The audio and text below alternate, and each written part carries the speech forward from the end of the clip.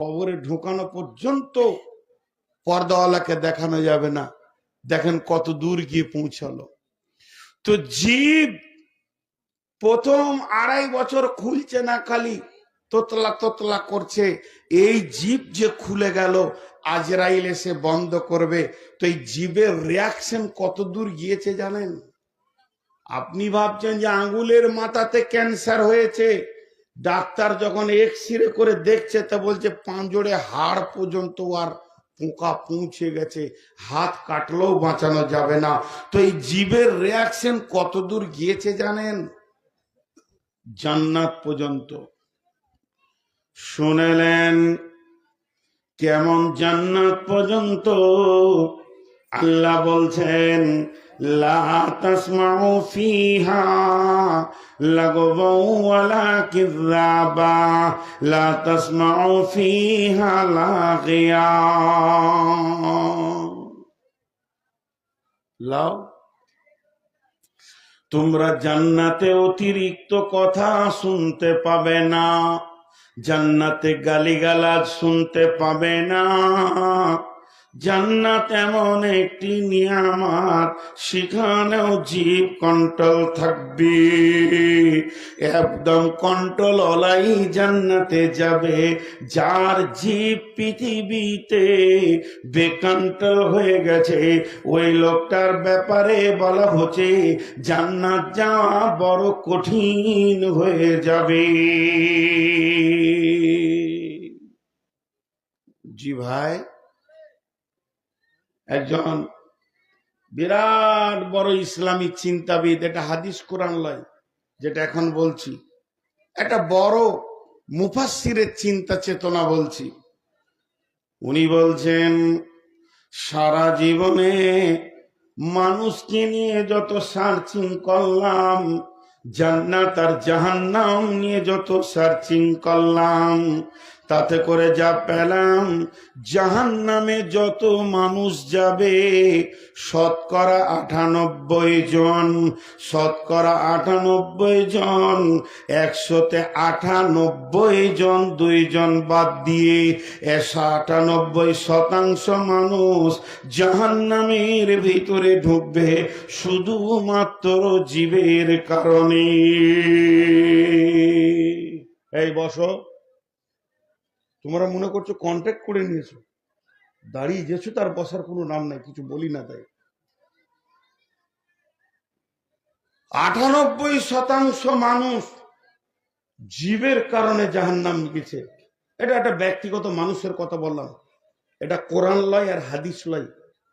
তারপরও একটা ইসলামী চিন্তাবিদের ধারণা, এগুলো একটু খেয়াল করি। আমি এবার যে আয়াত পড়েছি আয়াতে চলে আসলাম। আল্লাহ কি বলছেন? ইয়া আইয়ুহাল্লাযীনা আমানু জিতানিবু, ইয়া আইয়ুহাল্লাযীনা আমানু জিতানিবু, হে ঈমানদারেরা তোমরা বাঁচো। আমি বলছি বাঁচো, আমার ছোট ভাই ঈসা বলছে বাঁচো, আপনাদের ইমাম সাহেব বলছে বাঁচো, আপনাদের আর কেউ বলছে বাঁচো, আমি নাই বাঁচতে পারি। এ কথাগুলো গুরুত্ব দিলাম না, এগুলো মানুষের কথা। আমি বলছি একটা নতুন মেহমান এসেছে বেড়াতে, নদীর পানি থেকে তুমি বাঁচো, ঠান্ডা লেগে যাবে, জ্বর হয়ে যাবে, মানল না, আনন্দ করে নদীতে সাঁতার দিল, ওর কিছুই হলো না। এটা মানুষের ধ্যান ধারণা, হতেও পারে না হতে পারে। কিন্তু বন্ধুরে বাঁচো কে বলছেন? ব্যক্তিটা দেখেন, স্বয়ং রব বলছেন বাঁচো। এখানে নেগেটিভ পজিটিভ দোদল্য কোনো চিন্তা আনা যাবে না। আল্লাহ বলেছেন বাঁচো মানে বাঁচতেই হবে। নিশ্চয় ওই জায়গাতে বড় ক্ষতি লুকানো রয়েছে, যে ক্ষতিটা আপনাকে আমাকে ধ্বংস করে দেবে, দিতে পারে এ কথা আল্লাহর জন্য বলা যাবে না। তো আমার রব বলছেন ইজিতানিবু, হে ইমানদারেরা তোমরা বাঁচো কাসীরাম মিনাজ জান্নি, অনেক ধারণা থেকে।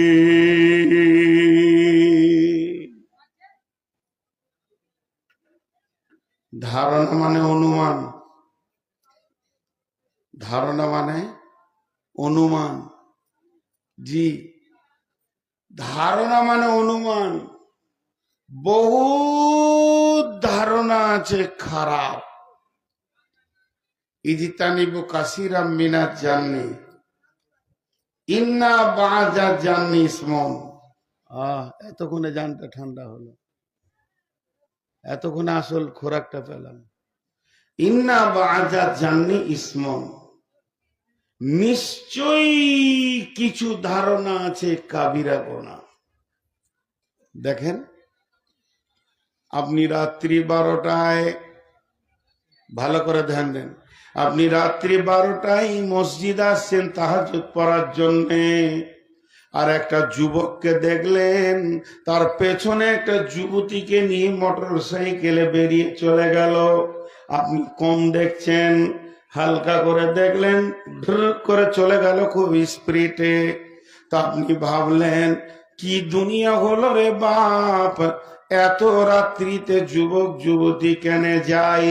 ঘটনা খারাপ, এলাকা খারাপ। আপনি একজন তাহাজ্জুদ পড়নেওয়ালা, আপনি একজন নামাজি, আপনি একজন বড় ভদ্র মানুষ এলাকার। সেই 12টা 1টা রাত 2টো থেকে নামাজ আর তেলাওয়াত করে করে চোখের পানি ফেললেন। ফজরের আজান হলো, জামাতে নামাজ পড়ে সালাম ফিরে ইমাম সাহেবকে ফুট করে বলে দিলেন, মৌলভী সাহেব আজকে গভীর রাত্রিতে দৃশ্য দেখলাম, মনটা বড় খারাপ লাগছে। একটা ইয়ং ছেলে মাস্তান পেছনে একটা যুবতীকে নিয়ে চলে গেল। তুমি ধারণা করলে ওরা দুজনা বড় নোংরা লুচ্চার বেশ্যা গেল, কিন্তু আসলে ঘটনাটা কি? গভীর রাত্রিতে একটা মেয়ের অ্যাপেন্ডিসাইডের ব্যথা উঠেছে। মেয়েটা এইচএস পড়ে, এখনো বিয়ে হয়নি। তার ভাই তাড়াতাড়ি তাকে হসপিটালে তাড়াতাড়ি নিয়ে গেল। ব্যথা সহ্য হচ্ছে না। কেন তুমি ধারণা করলে?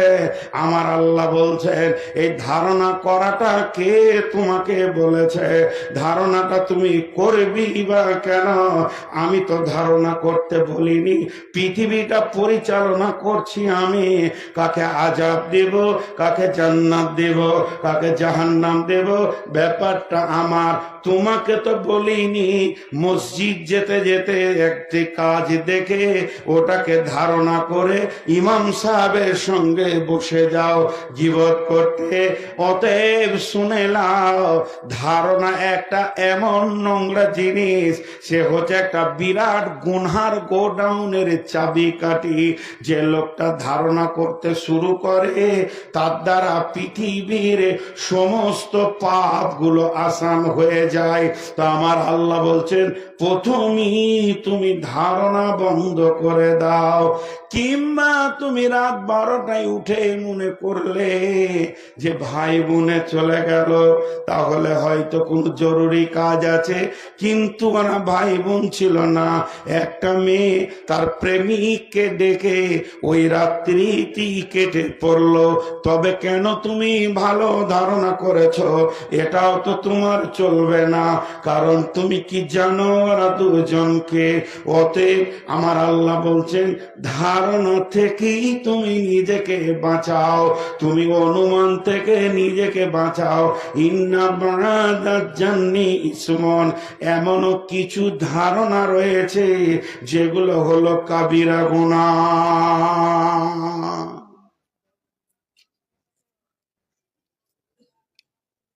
বুঝতে পারছেন? এতগুলো লোক হ্যাঁ না বললেন। আমি যেটা বলতে চাইছি বুঝতে পারছেন? মানে প্রথমবারে পারছে না, আর একবার শুধুছি তখন পারছে। কোন ধরনের কারবার? তো অনুমানটা হচ্ছে পৃথিবীর নোংরা জিনিস। অনুমান। সামনে রমজান মাস আসছে, রোজা রাখবো ইনশাআল্লাহ। জোরে বলি ইনশাআল্লাহ। রোজার পরে নামাজ ছাড়বো ইনশাআল্লাহ।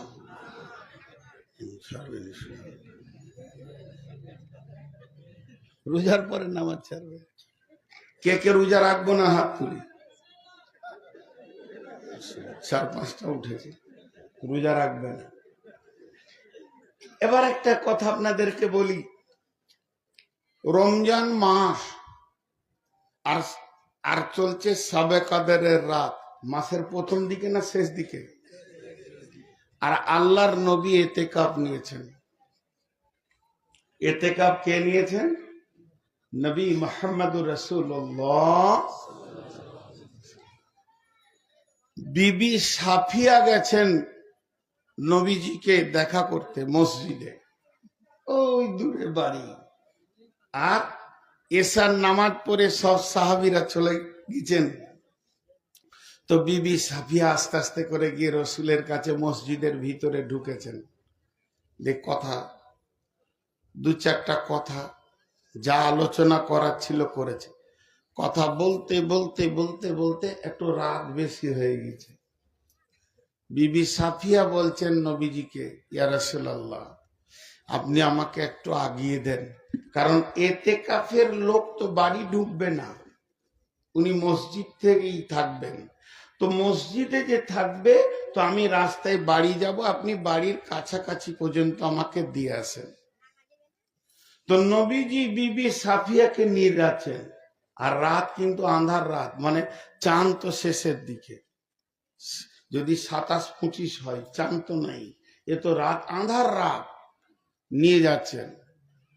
এবার মসজিদ থেকে দক্ষিণ মুখে, কথার কথা বোঝানোর জন্য বলছে, হাদিসে দক্ষিণ আসেনি, এই মুখে যাচ্ছেন আল্লাহ রসুল আর বিবি সাফিয়া, দুজনের সম্পর্কে স্বামী স্ত্রী। আর এই দিক থেকে একটা সাহাবী হেঁটে চলে গেলেন, এই আন্ধারে।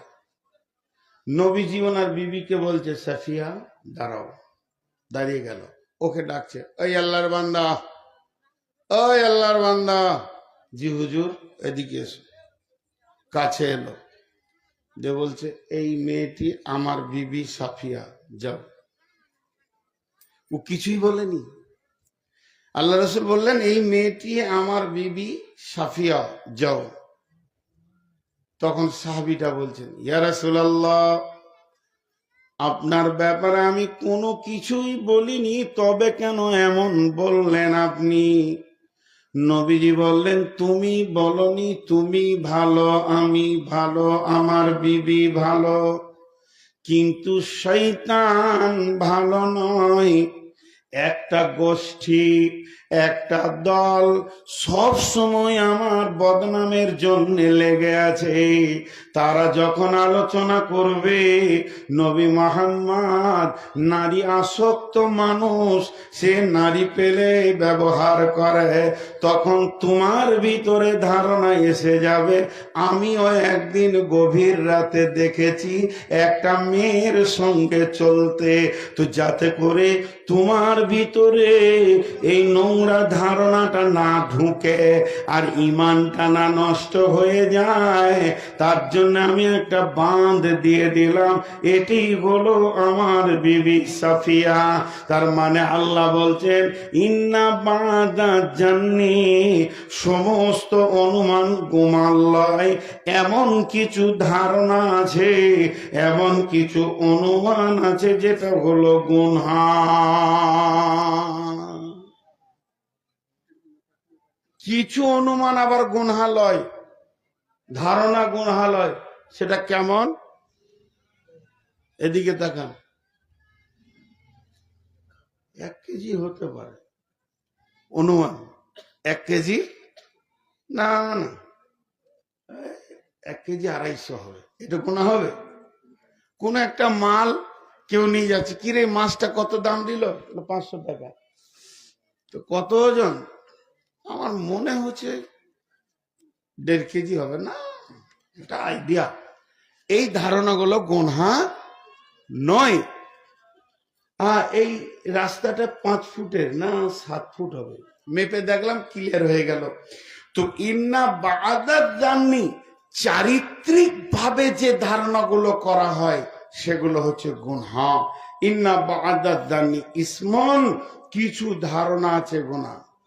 আল্লাহ বলছেন ওয়ালা তাজাসসু ওয়ালা তাজাসসু ওয়ালা তাজাসসু, রে আমার বন্ধু, হে আমার ভাই বাপজিরা, সোনার লাল্লা, ও আমার মা, ওরে আমার বোন বেটি, ওয়ালা তাজাসসু, তোমরা